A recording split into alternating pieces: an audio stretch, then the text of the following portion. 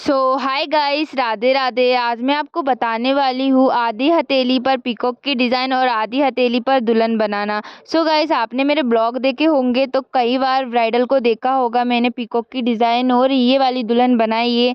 गाइस, मैं आज आपको भी वो चीज़ सिखाने वाली हूँ। सबसे पहले आप मेरे जैसे स्किल की मदद से दोनों तरफ लाइन खींच ले जितनी आपकी हथेली है, और उसके बाद हथेली के बीच में जो बीच वाली उंगली रहती है उसकी मदद से थोड़ी सी दूर लाइन खींच लें। और फिर मैंने स्किल से लाइन खींची। अगर आप बिगनर नहीं हो तो आप डायरेक्ट भी लाइन खींच सकते हो। मैं बेसिक से आपको बता रही हूँ, जैसे जैसे मैं कर रही हूँ वैसे वैसे आप करो।